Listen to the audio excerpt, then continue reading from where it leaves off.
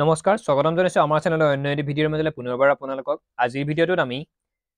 যেহেতু অসম পুলিচৰ physical test ইতিমধ্যে শেষ হৈ গৈছে সেই ফিজিকেল টেষ্টৰ যিখিনি লিখিত পৰীক্ষা সেই পৰীক্ষাখিনি কেতিয়া অনুষ্ঠিত হ'ব বা Assam police sub inspector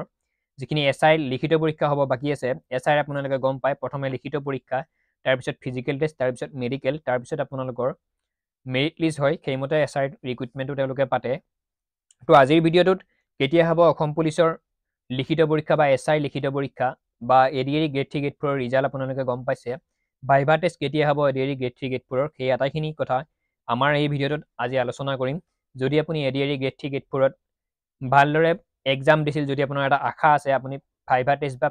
skill টেষ্টৰ বাবে আপুনি যদি যাব পৰা এটা আপোনাৰ সপোন আছে যদি আশা আছে আমাৰ ভিডিঅ'টো সম্পূৰ্ণকৈ শেষলৈ চাই থাকিব লগতে যদি অসম পুলিচত আপোনালোকে এটা ভাল নম্বৰ পাইছে এটলিষ্ট 50 ৰ পৰা ওপৰত যদি আপুনি নম্বৰ পাইছে ওবিসি কেটেগৰী বিশেষকৈ কেণ্ডিডেটখিনিয়ে এছচি এছটিৰো প্ৰায় একেই যদি আপুনি 50 ৰ ওপৰত নম্বৰ পাইছে বা অসম পুলিচ সাব ইন্সপেক্টৰৰ বাবে গ্ৰেজুৱেট কৰা যিখিনি আমাৰ গ্ৰেজুৱেশ্যন কমপ্লিট কৰা যিমানখিনি কেণ্ডিডেট আছে তেওঁলোকে যদি প্ৰিপেৰেশ্যন কৰি আছে এতিয়াৰ পৰাই আপোনালোকে পঢ়া ষ্টাৰ্ট কৰক বহুতো এনেকুৱা কেণ্ডিডেট আছে যে আমাৰ এছআই হয়তো আমাৰ এডমিট কাৰ্ড নাহিবই বা অসম পুলিচৰ এবিইউবিৰ যিটো লিখিত পৰীক্ষা আমি 50 পাইছোঁ বা 49 পাইছোঁ আমাৰ হয়তো নাম নাহিব আমি নপঢ়োঁ তেনেকৈ প্ৰেক্টিছ আমি নকৰোঁ তেনেকুৱাকৈ হয়তো বহুতে ভাবি আছে মই আপোনালোকক ৰিকুৱেষ্ট কৰিছোঁ বহুত এনেকুৱা কেণ্ডিডেট আছে যোনে এডমিট কাৰ্ড অহাৰ পিছতহে তেওঁলোকে পঢ়া ষ্টাৰ্ট কৰে তেনেকুৱা নহয় যদি আপোনাৰ সপোন আছে এটা চৰকাৰী সংস্থাপন ল'ম বুলি বা অসম পুলিচ বা এবিইউবি সাব ইন্সপেক্টৰত যদি আপোনাৰ সপোন আছে এটা সংস্থাপন ল'ম বুলি তেতিয়াহ'লে আপুনি আজিৰ পৰাই পঢ়া ষ্টাৰ্ট কৰি দিয়ক মই আপোনালোকক কৈ দিছোঁ এইটো কাৰণেই গোলাঘাটৰ সৰু পথাৰত এখন মিটিং হৈছিল তাত চিএম ছাৰ গৈছিল আপোনালোকে হয়তো ভিডিঅ' ক্লিপ চাই আছে তাৰ নিউজো আপোনালোকে পাইছে সেই মিটিংখনত তেওঁ যেতিয়া গৈছিল আমাৰ অসম পুলিচৰ যিমানখিনি কেণ্ডিডেট আছিল তাত কিছু সংখ্যক কেণ্ডিডেট গৈছিল গোলাঘাটৰ তাত যাই তেওঁ সুধিছিল প্ৰশ্ন কৰিছিল মামা আমাৰ অসম পুলিচৰ এবিইউবিৰ যিটো লিখিত পৰীক্ষা সেই লিখিত পৰীক্ষাটো কেতিয়া অনুষ্ঠিত হ'ব আৰু তেওঁ তেতিয়া একেবাৰে কৈ দিছিল কথাটো হয়তো আপোনালোকে সৰুকৈ কৈছিল তেওঁ কিছুমানে হয়তো কথাটো বুজি পোৱা নাই খুব চমুকৈ কৈছিল কাৰণ তেওঁ বহুত ব্যস্ত আছিল এতিয়া বহুত ভিৰ ভাৰৰ মাজত আছিল মামা অসম পুলিচৰ যেতিয়া প্ৰশ্ন সুধিছিল কেণ্ডিডেটখিনিয়ে তেতিয়া তেওঁ কৈছিল মাৰ্চ মাহৰ ভিতৰত অসম পুলিচৰ যিটো এবিইউবি ৰিক্ৰুটমেণ্ট এই ৰিক্ৰুটমেণ্টৰ যিটো লিখিত পৰীক্ষা সেই লিখিত পৰীক্ষাটো অসম পুলিচৰ মাৰ্চ মাহৰ ভিতৰতে তেওঁ কমপ্লিট কৰিব বা পাতি দিব কেণ্ডিডেটখিনিয়ে সুধিছিল ফেব্ৰুৱাৰী মান্থত হ'ব নেকি তেতিয়া কিন্তু তেওঁ কৈছিল নহয় ফেব্ৰুৱাৰী মান্থত নহয় আমি মাৰ্চ মাহতে অনুষ্ঠিত কৰিম অসম পুলিচৰ এবিইউবিৰ লিখিত পৰীক্ষা এইটোৰ পৰা হয়তো আপোনালোকে গম পাইছে বা কোনখিনি এক্সাম কেতিয়া পাতিব আৰু কিহৰ ৰিজাল্ট কেতিয়া দিব বা এপইণ্টমেণ্ট কেতিয়া দিব মুখ্যমন্ত্ৰী মহোদয়ে আগতে উল্লেখ কৰি থৈয়ে দিছে আমাৰ যিটো 35,000 যিটো নতুন নিযুক্তি হ'ব বাকী আছে তাত মেইনলি এডিএৰি গ্ৰেড 3 গ্ৰেড 4 লগতে অসম পুলিচ শিক্ষক নিযুক্তি ডিএমই এনেদৰে যিমানখিনি বাকী আছে সেই আটাইখিনিৰ ৰিক্ৰুটমেণ্টৰ 35,000ক একেলগে এপইণ্টমেণ্ট দিব 10 মে তাৰিখে 2025ৰ তাৰ আগতে তেওঁ আটাইখিনি এইখিনি প্ৰচেছ ৰিক্ৰুটমেণ্টৰ প্ৰচেছখিনি শেষ কৰিব ফেব্ৰুৱাৰী মান্থৰ শেষৰ পিনে গ্ৰেড 3 গ্ৰেড 4 ৰিজাল্ট দিব আপোনালোকে গমেই পাইছে লিখিত পৰীক্ষাৰ তাৰ নেক্সট মাৰ্চ মাহত হয়তো আপোনালোকৰ গ্ৰেড 3 গ্ৰেড 4 ৰ ভাইভা আৰু স্কিল টেষ্ট অনুষ্ঠিত হ'ব লগতে মাৰ্চ মাহৰ ভিতৰতে অসম পুলিচৰ এবি আৰু ইউবিৰ লিখিত পৰীক্ষা তেওঁ অনুষ্ঠিত কৰিব তাৰ নেক্সট মাৰ্চ মাহৰ হয়তো শেষৰ পিনে সাব ইন্সপেক্টৰৰ যিখিনি লিখিত পৰীক্ষা হ'ব বাকী আছে পোষ্টখিনি সেই লিখিত পৰীক্ষাটো ৰিটেন টেষ্টটো তেওঁ অনুষ্ঠিত কৰিব আৰু এপ্ৰিল মাহৰ ভিতৰত যিখিনি সাব ইন্সপেক্টৰৰ নাম আহে তেওঁলোকৰ পৰীক্ষা ভাল হয় তেওঁলোকৰ physical test written test physical test আৰু মেডিকেল টেষ্ট তেনেকৈ লাষ্টত মেৰিট লিষ্ট উলিয়াই কিনে 10 মে তাৰিখে আটাইখিনি পোষ্টৰে মুখ্যমন্ত্ৰী মহোদয়ে উল্লেখ কৰিছে এপইণ্টমেণ্ট দিম বুলি সেয়েহে আপোনালোকক সেই ভিডিঅ'টোৰ ক্লিপটো মই আপোনালোকক এতিয়া আৰু দেখুৱাই নিদিওঁ আপোনালোকে হয়তো বেলেগৰ ভিডিঅ'ত আপোনালোকে গম পাইছে বা নিউজত আপোনালোকে গমেই পাইছে মামাই কি কৈছিল মাৰ্চ মাহৰ ভিতৰতে অসম পুলিচৰ যিমানখিনি এবিইউবিৰ যিমানখিনি এক্সাম হ'ব বাকী আছে সেই এক্সামখিনি তেওঁ অনুষ্ঠিত কৰিব তাৰ পৰা আপোনালোকে সৰু কথাৰ পৰাই ইংগিতটোৰ পৰাই গম পাব লাগিব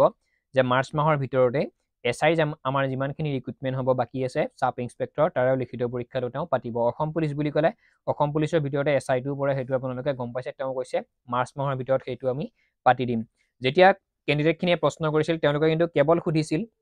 এবিইউবিৰ যিখিনি ৰিক্ৰুটমেণ্ট তাৰে লিখিত পৰীক্ষাটো কেতিয়া হ'ব তেওঁ তেতিয়া মাৰ্চত বুলি কৈছিল সেইটোৰ পৰাই আপোনালোকে বুজিব লাগিব মাৰ্চ বুলি কওঁতে আৰু সিফালে হয়তো বহুত টাইম নাথাকে মাৰ্চ এপ্ৰিল মে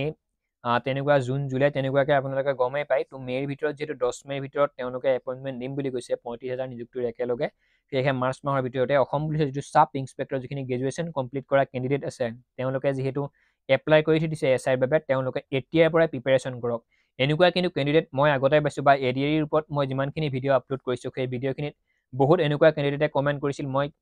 মোৰ আগৰ ভিডিঅ'ত মই কৈ দিছোঁ যে এইটো ভুল মই বহুত এটা থাম্বনেইলত এনেকুৱাকৈ লগাইছিলোঁ, এই 4টা ভুল যদি আপুনি কৰিছে এডিআৰই পৰীক্ষাত তেতিয়াহ'লে হয়তো আপোনাৰ পৰীক্ষা বেয়া হ'ব বা আপোনাৰ এই 4টা ভুলৰ বাবে পৰীক্ষাটো আপোনাৰ বেয়া হ'ব পাৰে বুলি তেনেকুৱাকৈ বহুত ভিডিঅ' মই আপলোড কৰিছোঁ। তাত মোক বহুতে কমেণ্ট কৰিছিল, দাদা আমি এডমিট অহাৰ পিছেহে পঢ়া ষ্টাৰ্ট কৰিলোঁ বা এডমিট অহাৰ 10 দিন পিছৰ পৰা বা পৰীক্ষাৰ 10 দিন আগতহে আমি পঢ়া ষ্টাৰ্ট কৰিলোঁ, সেইবাবে আমাৰ পৰীক্ষাটো বেয়া হ'ল। ঠিক অসম পুলিচৰ যিটো ৰিটেন টেষ্ট আছে তাত যিখিনি কেণ্ডিডেটে এটলিষ্ট 50ৰ ওপৰত নম্বৰ পাইছে, OBC SC ST কেণ্ডিডেটে 50ৰ ওপৰত যদি আপুনি নম্বৰ পাইছে, আপুনি আজিৰ পৰাই এতিয়াৰ পৰাই পঢ়া ষ্টাৰ্ট কৰি দিয়ক। সেইটো আপোনালোকে চিন্তা কৰিব নালাগে। নাম আহে নাহে সেইটো পিছৰ কথা। কিবা কাৰণত যদি নাম আপোনাৰ আহি যায়, পিছত আপুনি পস্তাব লাগিব আমি সময় থাকোঁতেই নপঢ়িলোঁ বুলি। সেয়ে মই আপোনালোকক ৰিকুৱেষ্ট কৰিছোঁ, যিখিনি কেণ্ডিডেটে এটলিষ্ট 50 নম্বৰ তেওঁলোকৰ আছে অসম পুলিচত, তেওঁলোকে আজিৰ পৰাই পঢ়া ষ্টাৰ্ট কৰক। আৰু যিখিনি গ্ৰেজুৱেশ্যন কমপ্লিট কৰা কেণ্ডিডেট আছে তেওঁলোকে গমেই পাই অলৰেডি SRE এডমিট কাৰ্ড কিছু দিন পিছতে হয়তো বা এমাহ পিছতে আহিব। আপোনালোকেও এতিয়াৰ পৰাই পঢ়া ষ্টাৰ্ট কৰক। পিছত যাতে আকৌ ভিডিঅ' আপলোড কৰিলে আপোনালোকক সেইটো কথা নকয় যে আমি এডমিট অহাৰ 10 দিনমান আগৰ পৰাহে পঢ়িব ষ্টাৰ্ট কৰিছোঁ, তেনেকুৱাকৈ নক'ব। যদি সঁচা অৰ্থত আপুনি প্ৰিপেৰেশ্যন কৰিব বিচাৰিছে, যদি সংস্থাপন এটা ল'ম বুলি ভাবিছে, যদি আপোনাৰ সপোনটো পূৰণ কৰিম বুলি ভাবিছে, তেনেহ'লে এতিয়াৰ পৰাই পঢ়া ষ্টাৰ্ট কৰক। তো সম্পূৰ্ণ ভিডিঅ'টো ইমানেই আছিল। অসম পুলিচৰ যিমানখিনি পৰীক্ষা আছে ABUB SI, সেই পৰীক্ষাখিনিৰ লিখিত পৰীক্ষাখিনি মাৰ্চ মাহত অনুষ্ঠিত হ'ব আৰু 10 মে' তাৰিখে আটাইখিনি পোষ্টৰে 35,000 নিযুক্তিৰ এপইণ্টমেণ্ট দিব। সেয়া মুখ্যমন্ত্ৰী মহোদয়ৰ বাণী। তেওঁ ইতিমধ্যে কৈয়ে আছে সেইটো কথা সদায় নিউজত তেওঁ প্ৰত্যেক দিনেই প্ৰায় কৈয়ে থাকে আমি 10 মে' তাৰিখে বাকী গোটেইখিনি কেণ্ডিডেটক এপইণ্টমেণ্ট প্ৰদান কৰিম 35,000 কেণ্ডিডেটক। তো সম্পূৰ্ণ ভিডিঅ'টো ইমানেই আছিল। যদি চেনেলত প্ৰথমবাৰ আহিছে এনেধৰণৰ খবৰসমূহ পাই থাকিবলৈ আমাৰ চেনেলটি ছাবস্ক্ৰাইব কৰিব, লগতে ফেচবুক পেজত যদি আমাৰ ভিডিঅ'টো চাই আছে তেনেহ'লে পেজটি ফ'ল' কৰিব। ধন্যবাদ। জয় আই অসম।